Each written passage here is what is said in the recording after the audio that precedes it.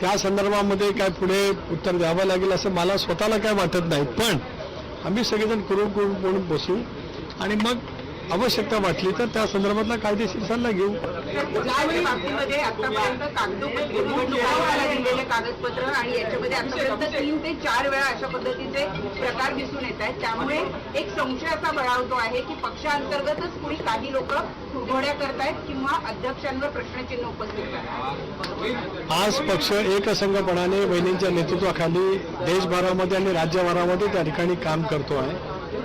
निर्विवादपणाने काम करत असतानाच पक्षाचं जे काही काम, विशेष करून संघटनेचं काम, SRच्या बाबतीमध्ये जे पूर्णपणाने नेटवर्क आम्हाला राज्यभरामध्ये उभं करायचं होतं BLAचं, ते करण्यामध्ये पक्षाच्या वेळोवेळी बैठका त्या ठिकाणी झालेल्या आहेत. विधिमंडळ सदस्य, विधानसभा, विधान परिषद यांच्यासुद्धा नियमित बैठका आम्ही त्या ठिकाणी घेत असतो. आमच्या सर्वांचे नेते आधारस्तंभ स्वर्गीय अजितदादा, 22 जुलैला त्यांचा जन्मदिवस, दुर्दैवाने त्यांची जयंती साजरी करण्याची वेळ नियतीने आमच्यावरती आणली. त्या दृष्टिकोनातून सुद्धा राज्यभर कार्यक्रम, समज राज्यभरामध्ये देशभरामध्ये दादांनी त्यांच्या कर्तृत्वातून, मेहनतीतून, जी काय प्रचंड क्षमतेतून प्रतिमा तयार केलेली होती, आज दादा आमच्यामध्ये नाहीत हे आम्हाला सहनीय होत त्या ठिकाणी नाही.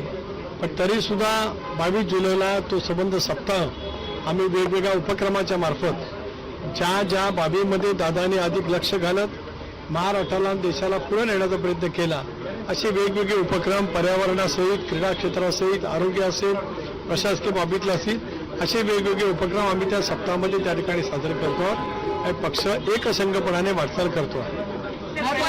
जेव्हा 22 तारखेला तुम्ही अजितदादांच्या जयंतीनिमित्त सप्ताह साजरा करणार आहात, त्यापूर्वी अशा पद्धतीचे वाद हे चव्हाट्यावर आणून जाणीवपूर्वक पक्षाला कुणी बदनाम करत आहे. एक असं आहे की कुणी एखादी व्यक्ती त्या संदर्भात पत्र लिहिते, याचा अर्थ पक्षामध्ये कुठेतरी असंतोष आहे असं मानणं चुकीचं आहे.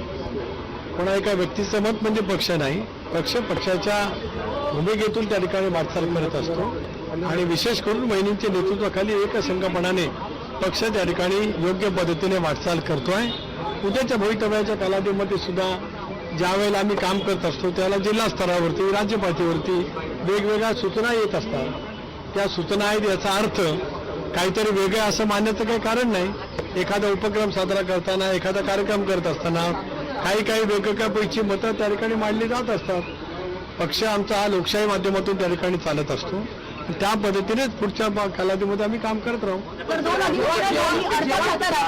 निवड करण्यात आली तेव्हा तुमची आणि प्रफुल्ल पटेल यांची निवड करण्यात आली, मात्र प्रश्नचिन्ह हा फक्त सुनेत्राताईंच्या पदावरती काय येतो हा देखील प्रश्न उपस्थित होतो.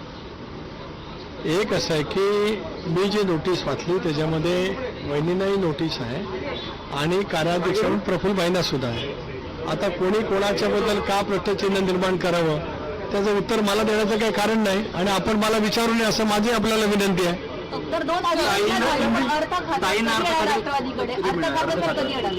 एक असं आहे की मधल्या कालावधीमध्ये अधिवेशन चालू होतं, अधिवेशन गेल्याच आठवड्यात संपलं.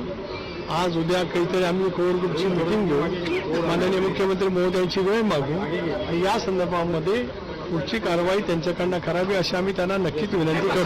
धन्यवाद.